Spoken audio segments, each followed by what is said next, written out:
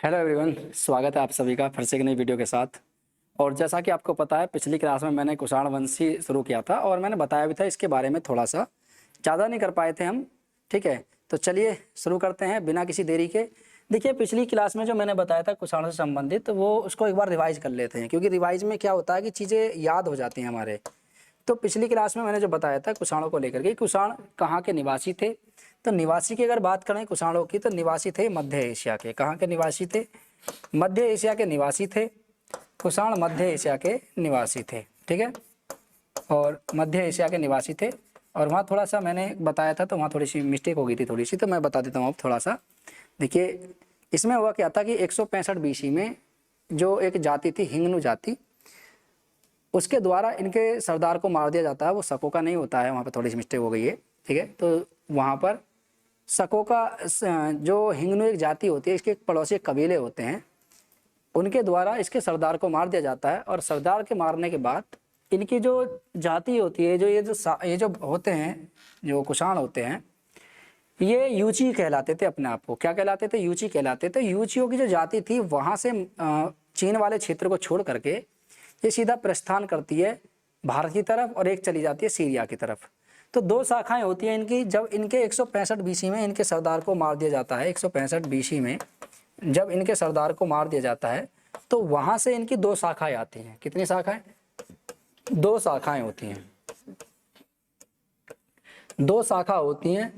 एक शाखा इनकी जाती है कहाँ? एक शाखा जो होती है, एक शाखा कहलाती है इनकी कनिष्ठ यूची। क्या कहलाती है? कनिष्ठ यूची। और एक शाखा जो होती है इनकी, वो कहलाती है ज्येष्ठ यूची। क्या कहलाती है? ज्येष्ठ यूची। ज्येष्ठ माने बड़े, यानी जो बड़े, वो क्या कहलाते हैं? कनिष्ठ और ज्येष्ठ यूची। ठीक है, एक होते हैं कनिष्ठ यूची, एक होते हैं यूची। तो 165 बीसी में हिंगनु के द्वारा इनके सरदार को मार दिया जाता है, और ये अपना मूल स्थान छोड़ करके, मध्य एशिया छोड़ करके, ये सीधा कहाँ आते हैं? ये तो जो कनिष्ठ यूची होते हैं वो भारत, और जो ज्येष्ठ यूची होते हैं वो कहाँ चले जाते हैं? बैक्टीरिया होते हुए। तो कनिष्ठ यूची कहाँ जाते हैं? ये तिब्बत होते हुए भारत आते हैं। कहाँ आते हैं जी? तिब्बत। तिब्बत की ओर प्रस्थान करते हैं ये लोग, तिब्बत की ओर प्रस्थान करते हैं। और जो ज्येष्ठ यूची होते हैं, ये बैक्टीरिया होते हुए, कहाँ पर होते हुए? बैक्टीरिया होते हुए। ठीक है, बैक्टीरिया होते हुए सीरिया के शासक, यानी ईरान वाले, सीरिया और ईरान वाले शासकों को पराजित कर, सीरिया व ईरान वाले शासकों को पराजित कर, ठीक है,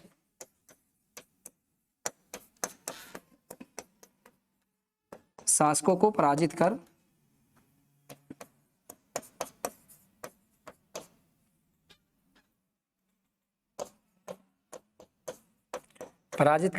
साम्राज्य की स्थापना करते हैं।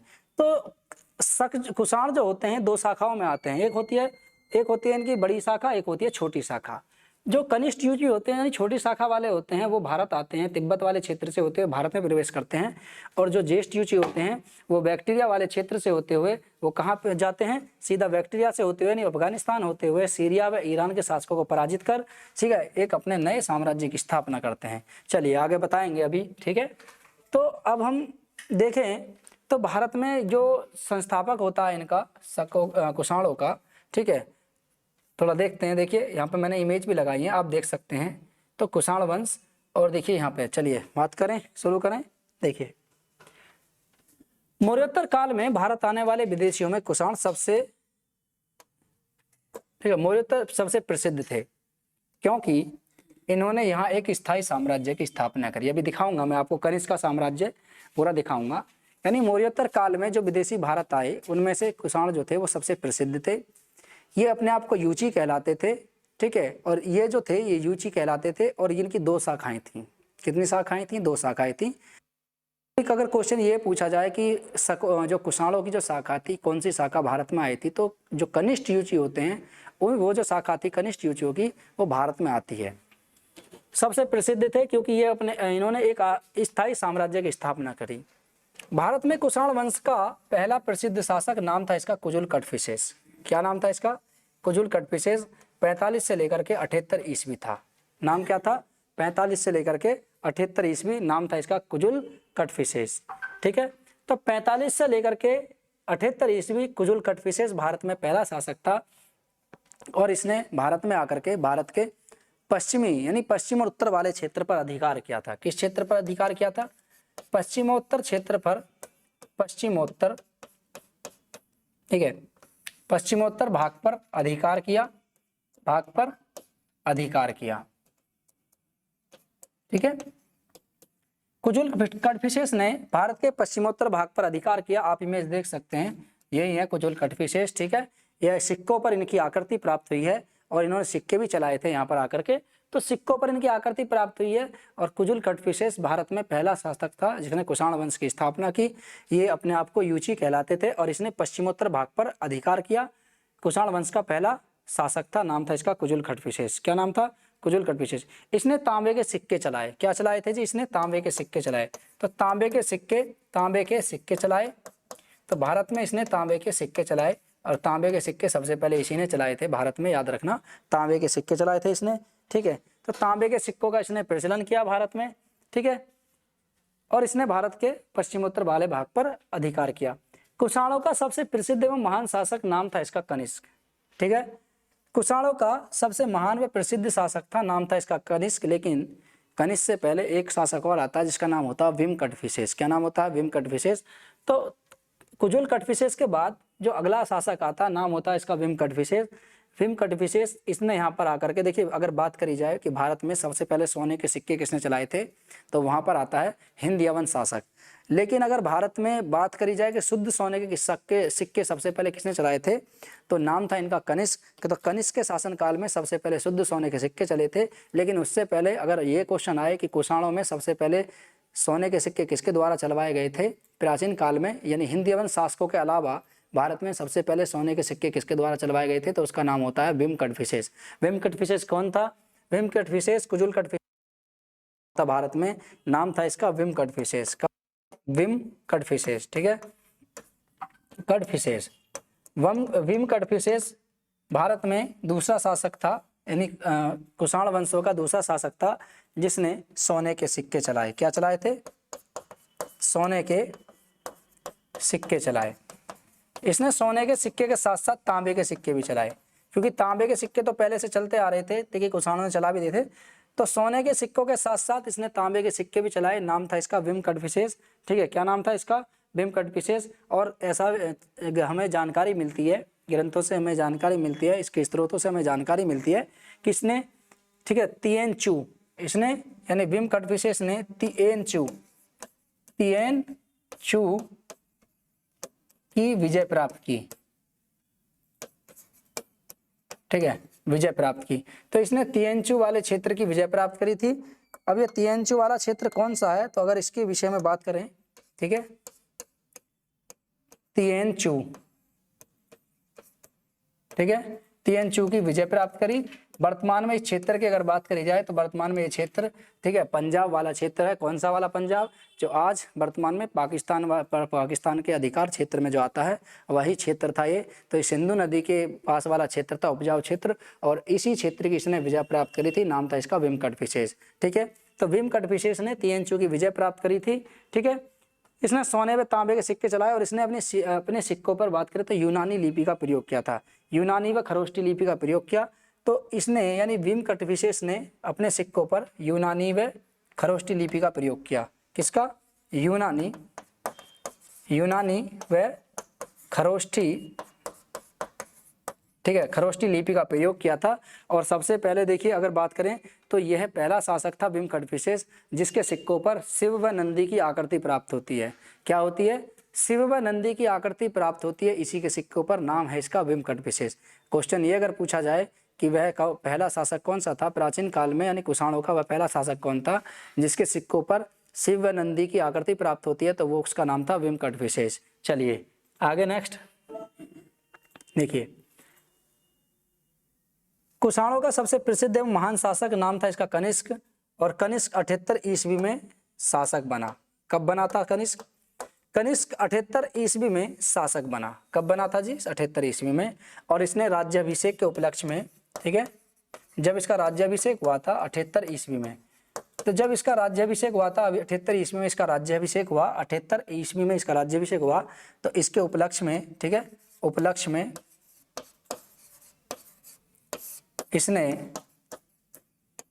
इसने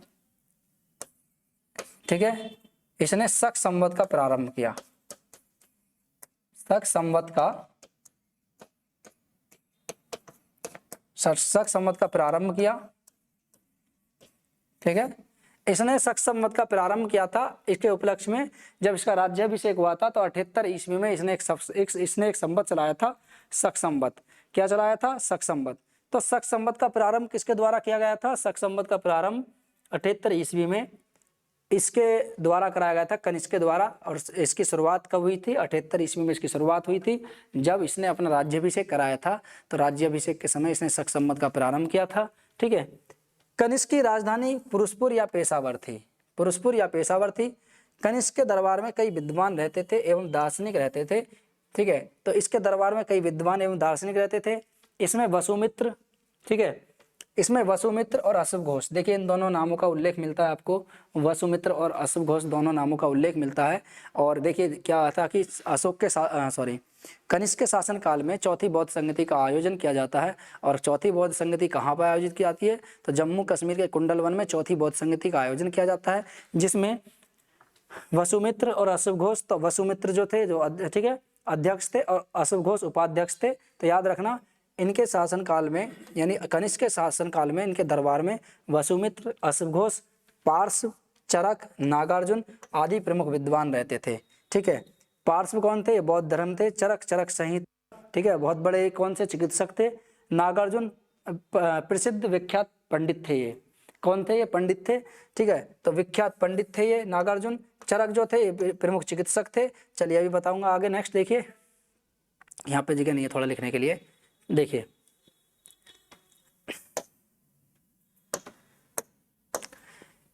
देखिए अशुभ घोष कौन थे? ये भी बौद्ध भिक्षु थे। अशुभ घोष और वसुमित्र, ये दोनों कौन थे? बौद्ध भिक्षु थे, ये बौद्ध भिक्षु थे। पार्श्व कौन थे? ठीक है, पार्श्व भी बौद्ध भिक्षु थे ये, ठीक है। और पार्श्व के कहने पर ही, ठीक है, पार्श्व के कहने पर ही चौथी बौद्ध संगति का आयोजन किया गया था। और चौथी बौद्ध संगति का आयोजन कहाँ किया गया था? चौथी बौद्ध संगति का आयोजन हुआ था, ठीक है, जम्मू कश्मीर के कुंडलवन में, ठीक है, जम्मू कश्मीर के कुंडलवन में चौथी बौद्ध संगति का आयोजन किया गया था। ये कब किया गया था? 102 एडी में, 102 एडी में चौथी बौद्ध संगति का आयोजन किया गया था, ठीक है। और इसमें एक, ठीक है, अपने ठीक है, विभाषा शास्त्र की रचना होती है, विभाषा शास्त्र का निर्माण होता है इसी चौथी बौद्ध संगति में, तो याद रखना। और चौथी बौद्ध संगति में हीनयान और महायान दो संप्रदाय अलग अलग हो गए थे, ठीक है। तो यहीं से संप्रदाय बढ़ चुके थे। पार्श्व के कहने पर चौथी बौद्ध संगति का आयोजन किया गया था। पार्श्व कौन थे? बौद्ध भिक्षु थे। वहीं अगर चरक की बात करें तो प्रमुख चिकित्सक थे। कौन थे? प्रमुख चिकित्सक, पूछा जाए तो याद रखना, प्रमुख चिकित्सक, ठीक है। और देखिए नागार्जुन की बात करें तो प्रसिद्ध पंडित थे ये, विख्यात पंडित। कौन थे ये? विख्यात पंडित थे ये,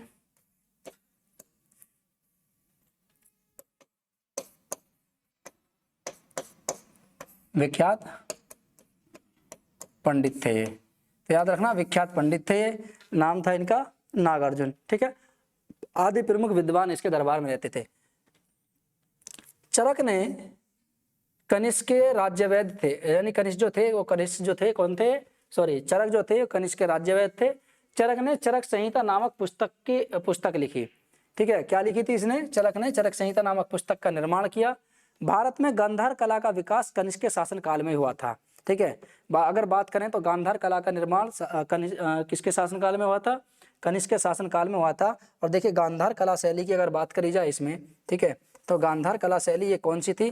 देखिए सबसे पहले महात्मा बुद्ध की मूर्तियों का निर्माण शुरू हुआ था, वो इसी कला शैली में हुआ था। प्रमुख केंद्र इसका तक्षशिला था, तो तक्षशिला, ठीक है, प्रमुख केंद्र इसका क्या था? तक्षशिला इसका प्रमुख केंद्र था। गांधार, तक्षशिला इसका प्रमुख केंद्र था। और महात्मा बुद्ध की जो मूर्तियों का निर्माण होना शुरू हुआ था वो इसी के शासनकाल में शुरू होना हुआ था। और गांधार कला शैली में सबसे पहले महात्मा बुद्ध की मूर्तियां बनानी शुरू की गई थी। और देखिए इसमें क्या हुआ था कि गांधार कला शैली की अगर बात करें तो गांधार कला शैली में देखिए जो पत्थर प्रयोग किए जाते थे, ठीक है, प्रमुख केंद्र इसका था। इसमें बौद्ध तथा बौद्धिस्टों की प्रमुख मूर्तियां बनाई जाती थी। और इसमें लाल पत्थरों का प्रयोग किया जाता था। ठीक, इसका जी मूर्ति बनाने के लिए काले पत्थरों का प्रयोग किया जाता था। इसके अंतर्गत जो गांधार कला शैली थी इसमें काले पत्थरों का प्रयोग किया जाता था मूर्ति बनाने के लिए, और इसमें केवल महात्मा बुद्ध एवं बौद्ध धर्म से संबंधित बौद्धिस्तों की ही मूर्तियां बनाई जाती थी। गांधार कला शैली, प्रमुख केंद्र तक्षशिला।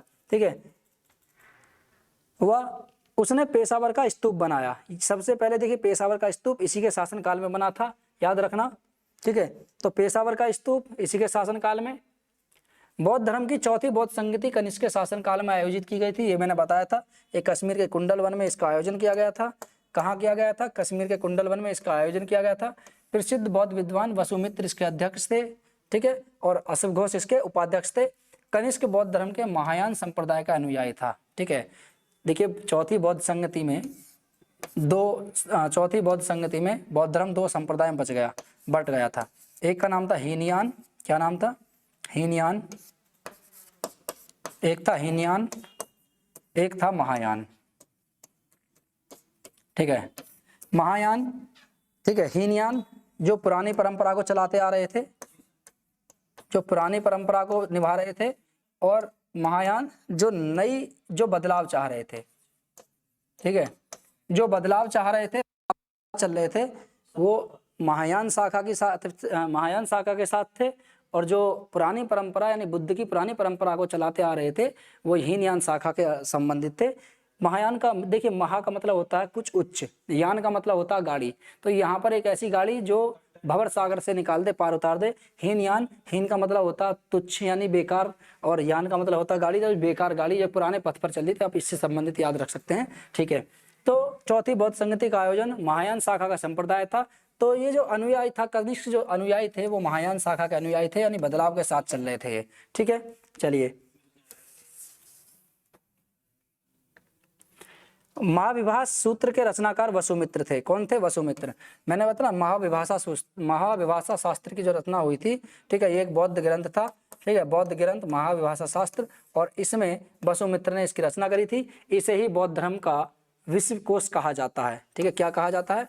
इसे ही बौद्ध धर्म का विश्व कोश कहा जाता है। और इसकी रचना जो हुई थी महाविभाषा शास्त्र की, इसकी रचना जो हुई थी वो चौथी बौद्ध संगति में हुई थी। कब हुई थी इसकी रचना? चौथी बौद्ध संगति में। तो याद रखना, चौथी बौद्ध संगति में इसकी रचना होती है।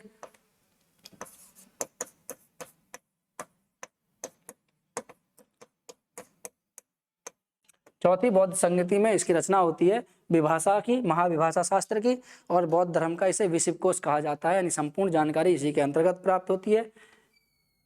ठीक है, कनिष्क के राजकवि, कनिष्क के अगर राजकवि की बात करें तो देखिए, कनिष्क के राजकवि की अगर बात की जाए तो कनिष्क के राजकवि अशोक घोष थे। ठीक है, अशोक घोष, ठीक है, मैंने बताया था। ठीक है, चौथी बौद्ध संगति के उपाध्यक्ष भी रहे थे अशोक घोष। ठीक है, तो कनिष्क के जो राजकवि थे उनका नाम था अशोक घोष, और बौद्धों की रामायण बुद्ध चरित्र की रचना करी इन्होंने। जो बौद्धों की जो रामायण थी, नाम था इसका बुद्ध चरित्र, जिसमें महात्मा बुद्ध के चरित्र के बारे में वर्णन मिलता है, महात्मा बुद्ध की संपूर्ण जानकारी मिलती है। इसकी रचना अशोक घोष के द्वारा की गई थी। कनिष्क की मृत्यु 102 ईस्वी में होती है। किसकी कितने समय में? 102 ईस्वी में कनिष्क की मृत्यु हो जाती है। कुषाण वंश का अंतिम शासक वासुदेव था। अगर बात करें तो कुषाण वंश का अंतिम शासक नाम था इसका वासुदेव। ठीक है, तो कुषाण वंश का जो अंतिम शासक था नाम था इसका वासुदेव। याद रखना, कुषाण वंश का अंतिम शासक वासुदेव था। देखिए, कनिष्क के शासन काल में एक कला शैली का निर्माण होता है, जिसे हम मथुरा कला शैली के नाम से जानते हैं। तो मथुरा कला शैली और ठीक है, गांधार कला शैली, तो दो शैलियों का इसमें निर्माण होता है। मथुरा कला शैली की बात करें तो इसमें लाल पत्थर का प्रयोग किया जाता था। मथुरा कला शैली में लाल पत्थर का प्रयोग किया जाता था, और इसमें भी, ठीक है, इसमें जो मूर्तियां बनाई जाती थी वो महात्मा बुद्ध के साथ साथ हिंदू देवी देवताओं की मूर्तियां भी बनाई जाने लगी। तो मूर्ति कला का जो प्रारंभ होता है वो प्रथम शताब्दी ईस्वी में कनिष्क के शासनकाल में ही मूर्ति बनाने का प्रारंभ होता है। और यहीं से आप देखेंगे आगे चल करके मंदिरों के बहुत ज़्यादा प्रमाण मिलेंगे। अब तक कोई मंदिरों के ऐसा प्रमाण नहीं था, लेकिन अब जा करके मंदिरों के बहुत ज़्यादा प्रमाण मिलेंगे, क्योंकि इसके बाद जब आप पढ़ोगे तो आप गुप्त काल के बारे में जानोगे तो निम्न अनेक प्रकार के मंदिरों का निर्माण होता है। गुप्त काल से मंदिरों का निर्माण होता है। ठीक है, लेकिन हम चलते हैं कुषाणों पर ही। तो कुषाण में कुषाण वंश का जो शासक था नाम था इसका कनिष्क। तो कनिष्क के शासन काल में दो प्रकार की शैलियों का निर्माण होता है, गांधार कला शैली, मथुरा कला शैली। मथुरा कला शैली की बात करें तो मथुरा कला शैली में लाल पत्थरों का प्रयोग होता था और इसमें महात्मा बुद्ध की मृत्यु के साथ साथ अब हिंदू देवी देवताओं की मूर्तियां बनाने का भी प्रयोग होने लगा, यानी मूर्तियां भी बनाई जाने लगी। ठीक है, देखिए इसने एक नगर का निर्माण कराया था, कनिष्क ने एक कनिष्कपुर नामक नगर बसाया था। ठीक है, और इसने नगर निर्माण की बात करें तो कश्मीर में इसने कनिष्कपुर नामक नगर बसाया। ठीक है, कनिष्क ने कश्मीर में, ठीक है, कहाँ जी, कश्मीर में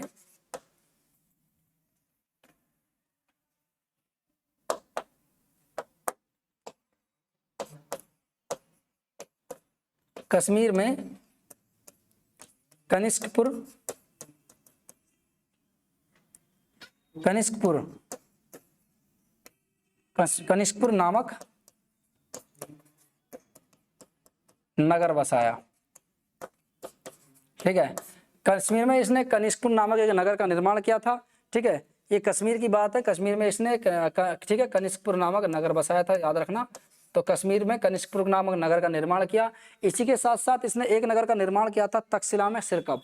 तो सिरकप, ठीक है, सिरकप की अगर बात करें, सिरकप, तो सिरकप का जो निर्माण किया था वो तक्षशिला में। तो तक्षशिला में इसने,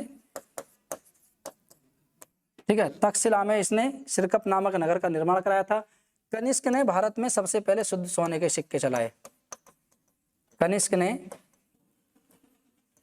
शुद्ध सोने के सिक्के चलाए।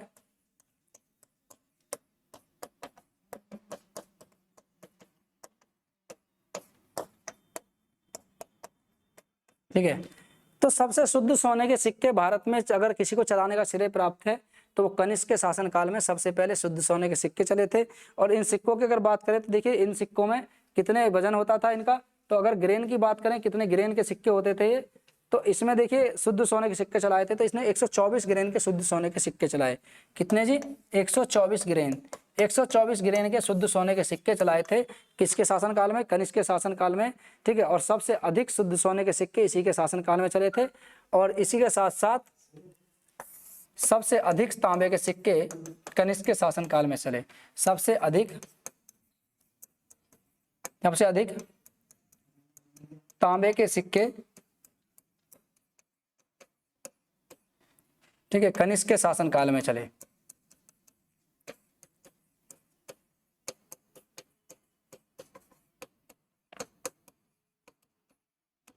ठीक है, देखिए कनिष्क ने शुद्ध सोने के सिक्के क्यों चलाए थे, क्योंकि ऐसा था कि देखिए प्राचीन काल की बात करें तो प्राचीन काल में जो रेशम जाता था वो चीन से, ठीक है, पश्चिम की ओर जाता था। अब इसने क्या काम करा था, कनिष्क ने तीनों पश्चिमी मार्गों पर अधिकार कर लिया। अभी आप इमेज देख सकते हैं, देखिए ये पूरा भारत है। ठीक है, ये जो पूरा भारत है तो देखिए ये है चीन, यहाँ से देखिए कहाँ तक इसका अधिकार है, अधिकार क्षेत्र की एक बार देख लीजिए, अधिकार क्षेत्र कहाँ तक है। देखिए पूरा का पूरा जो क्षेत्र है ये कनिष्क के अधिकार क्षेत्र में था। ठीक है, पूरा का पूरा जो क्षेत्र था ये कनिष्क के अधिकार क्षेत्र में था। और देखिए यहाँ से 3 मार्ग होकर के जाते थे, यहाँ से 3, ठीक है, 3 रेशम मार्ग थे। कितने थे, 3। तो 3 रेशम मार्ग थे, रेशम मार्ग। इन तीनों रेशम मार्गों पर कनिष्क ने अधिकार कर लिया। जो चीन से रेशम जाता था उन तीनों ही मार्गों पर कनिष्क ने अधिकार कर लिया और कहा कि ठीक है अब भेजिए रेशम यहाँ पे। और इसने यहाँ पर टैक्स लेना शुरू कर दिया था कि अगर आपको चीन यहाँ से अगर रेशम लेकर के जाना है तो आप मुझे पहले टैक्स दीजिए। 3 रेशम मार्ग थे। तीनों रेशमों के मार्गों की अगर बात करें, देखिए एक था, नाम की बात करें तो इसमें एक रेशम मार्ग था। ठीक है, एक था जो इसके कहाँ से जाता था होकर के, एक जाता था इसके कैस्पियन सागर से जाने वाले मार्ग, एक था कैस्पियन सागर से जाने वाला मार्ग, दूसरा मर्व से फरात, ठीक है, मर्व से फरात नदी तक जाने वाला मार्ग, और तीसरा था भारत से लाल सागर होकर के जाने वाला मार्ग।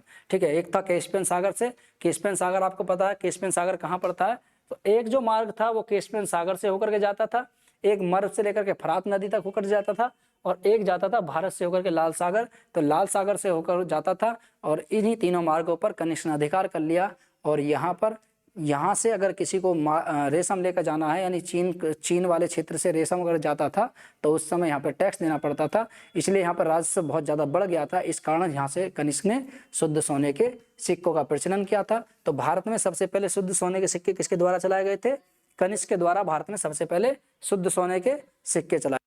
चलिए, तो ये कनिष्क से संबंधित थे। आज कुषाण वंश पूरी तरीके से खत्म हो चुका है, ठीक है।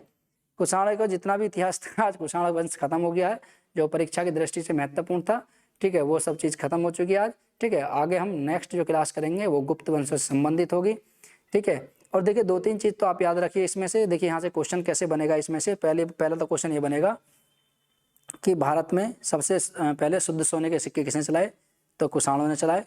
क्वेश्चन ये आएगा कि कुषाणों में वह कौन सा शासक था जिसने सबसे पहले शुद्ध सोने के सिक्के चलाए, तो कनिष्क के शासनकाल में।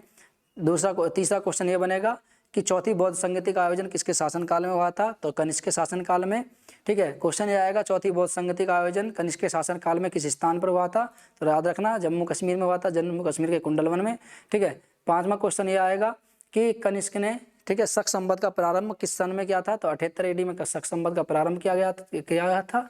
और ये 6ठा क्वेश्चन यहाँ से ये बन सकता है कनिष्क से कि कनिष्क ने शुद्ध सोने के सिक्के चलाए थे तो कितने ग्रेन के थे, वजन कितना था इनका, तो 124 ग्रेन का इनका वजन था।